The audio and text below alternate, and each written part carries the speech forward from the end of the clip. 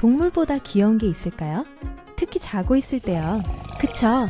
여러분의 애완동물이 자는 자세는 애완동물이 여러분에게 가진 태도에 대해 많은 것을 말해줍니다. 그럼 야생동물들은 어떻게 잠을 잘까요? 그건 진짜 예술이에요. 한번 보죠. 하지만 조용히 하세요. 털복숭이 친구를 깨우고 싶진 않잖아요. 1.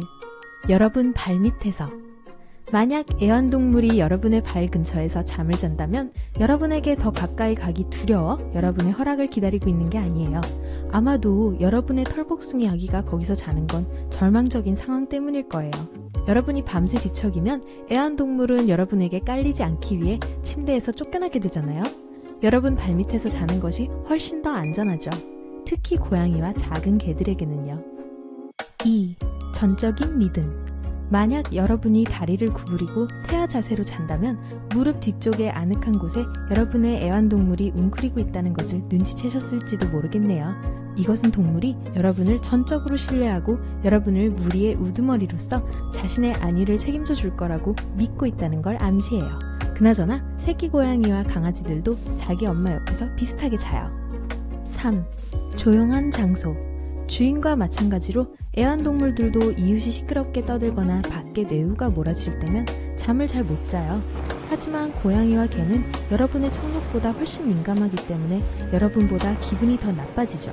이 소음으로부터 어떻게든 벗어나기 위해서 이 동물들은 여러분이 등을 대고 잘 때 여러분의 다리 사이에 몸을 집어넣어요. 그렇게 해서 따뜻하고 방음도 잘 되는 동그라미를 발견하는 거죠. 4. 질투하는 자세. 파트너와 침대를 함께 쓴다면 애완동물은 두 사람 사이를 비집고 들어갈 수 있어요. 이곳은 그들에게 가장 따뜻하고 안전한 장소죠. 세상에서 가장 좋아하는 두 사람 사이에 안겨 있잖아요. 하지만 조심하세요. 애완동물은 여러분과 여러분의 파트너를 떼어놓고 싶을 때도 이렇게 할 수 있어요. 그러니까 여러분이 누군가를 자신들만큼 사랑한다는 것에 질투할 때 말이죠. 5. 가장 부드러운 장소. 애완동물들, 특히 고양이들은 무례하게 여러분을 베개에서 몰아낼 거예요. 그리고 그 모든 건 침대가 고양이에게 충분히 부드럽고 편안해 보이지 않아서일 수도 있어요. 여러분이 애완동물에게 특별한 부드러운 베개를 사준다 해도 여전히 여러분 베개에서 잘걸요? 왜냐하면 애완동물이 원하는 게 그 베개고 그걸 여러분이 내어줄 것을 알고 있으니까요. 그렇답니다. 6. 최고의 보호. 어떤 개들은 인간들처럼 이불 속에서 자는 걸 좋아해요. 이불이 우리 몸에 가하는 약간의 압력은 마치 포옹처럼 신경계를 진정시켜주죠. 이불을 덮고 잘 때 우린 더 보호받는 느낌을 받아요. 애완동물들도 똑같이 느끼고 이불 덮는 걸 좋아한답니다. 7. 순수한 사랑. 애완동물이 여러분을 사랑한다는 걸 보여주는 가장 기분 좋고 분명한 방법은 여러분이 잘 때 여러분 몸을 가로질러 얼굴까지 기어오를 때예요. 이건 여러분에 대한 애정과 완전한 의존을 보여주는 거예요.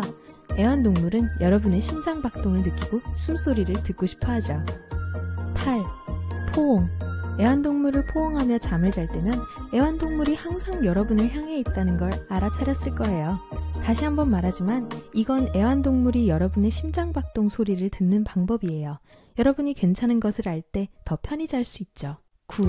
항상 준비돼 있음. 애완동물이 여러분 옆에 최대 길이로 늘어져 자는 경우가 있어요.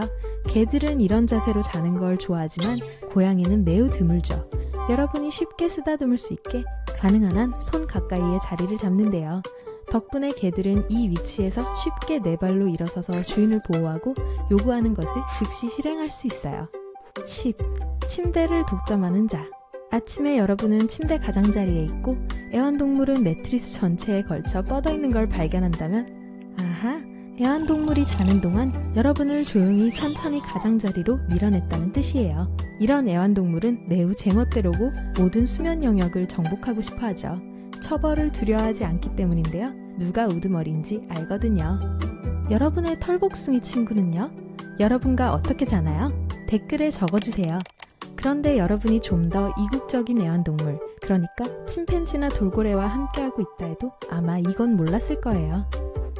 돌고래는 전통적인 의미의 잠을 거의 자지 않아요. 돌고래 뇌의 절반은 쉬지만 나머지 절반은 주변 상황을 감시하느라 정신을 바짝 차리고 있죠. 게다가 돌고래는 아가미가 없어서 왜냐하면 포유류거든요. 어류가 아니고요. 물속에서 오랫동안 있을 수가 없어요. 그래서 경계하고 있는 뇌 부분이 필요할 때 공기를 마시도록 돌고래를 올라오게 하죠. 얼룩말이나 기린 같은 많은 동물들은 서서 잡니다. 언제라도 포식자들로부터 도망칠 준비가 돼 있어야 하니까요. 그들의 무릎에는 특별한 근육, 잠금 장치가 있어서 다리를 서 있는 자세로 고정시키면서도 여전히 몸의 나머지를 편안하게 해줘요. 하지만 결국에 기린은 땅에서 잠을 자며 휴식을 취해야 할 거예요. 꽤 우스꽝스러워 보이지만요. 그나저나 홍학들은 더 거친 방법을 쓰는데요. 이 새들은 한 다리로 서서 잠을 자요. 알바트로스 같은 몇몇 새들은 날면서 잠을 잘 수 있습니다. 이들의 뇌는 돌고래와 비슷한 특징을 갖고 있어요. 반은 쉬고 다른 반은 일을 하죠. 덕분에 착륙 없이 긴 비행을 할 수 있어요. 어떤 고래와 범고래는 태어난 후 3에서 4주 동안 전혀 잠을 자지 않아요. 그들의 엄마들도 잠을 자지 않죠. 이때 새끼 고래는 약하기 때문에 그들의 몸은 포식자를 피하기 위해서 오랜 각성 상태를 활성화시킵니다. 애완물고기 또한 밤이 되면 잠을 자요. 수족관 근처에 램프를 끄자마자 물고기는 재빨리 잠이 들죠. 이것은 물고기들 또한 24시간 주기 리듬을 사용한다는 걸 암시해요. 하지만 완전한 어둠 속에서 사는 물고기도 있습니다. 24시간 주기 리듬은 이들에겐 적용되지 않죠. 바다코끼리는 물에서 짧은 간격으로 잠을 자요. 산소 때문에 수면에 있어야 하거든요. 꽤 불편한 일이라 그들은 현명한 해결책을 생각해냈어요. 바다코끼리는 머리를 물 밖으로 내밀고 엄니를 얼음 속에 꽂아서 가라앉지 않도록 한답니다. 유인원은 인간처럼 잠을 자요. 다 자란 고릴라와 침팬지는 잎과 풀을 쌓아 편안하고 부드러운 침대를 만들죠.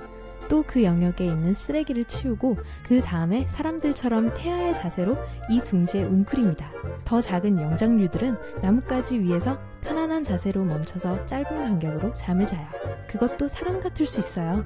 아마 수업 시간에 꾸벅거리는 학생이나 책상에서 고개를 떨구고 있는 피곤한 회사원이겠죠? 펭귄은 특히 추운 날씨에 커다란 원으로 모여 함께 껴앉습니다. 즉, 서 있는 동안에도 잠을 잔다는 거죠. 자기 보존에 대한 본능이 고도로 발달됐다는 걸 알 수 있어요. 해달은 잠을 자는 동안 등을 대고 위를 보고 떠 있죠. 하지만 가장 멋진 건 그들이 서로의 발을 잡고 있어서 그룹 내의 누구도 해류에 의해 길을 잃거나 휩쓸리지 않는다는 거예요. 솔직히 아주 편안해 보이긴 해요. 마치 천연 물침대 같죠? 내 뇌는 절반씩 따로따로 자고 있다. 클럽의 또 다른 멤버는 오리예요. 하지만 오리들은 무리를 지어 잠을 자는데 오직 감시자만이 한쪽 눈을 뜨고 포식자를 경계하면서 자요. 다른 오리들은 정상적으로 잘 수 있고요. 그럼 감시자 역할은 매일 밤 교대로 바뀌는 걸까요? 아직 이건 과학자들도 잘 모른답니다. 저는 낮잠 자려고요. 여러분은요? 오늘 새롭게 알게 된 것이 있다면 영상의 좋아요를 누르고 친구와도 공유해주세요. 그리고 여기 여러분이 즐길 수 있는 다른 동영상들도 있어요. 왼쪽 오른쪽 중 하나를 클릭하시고 밝은 면과 함께 하세요.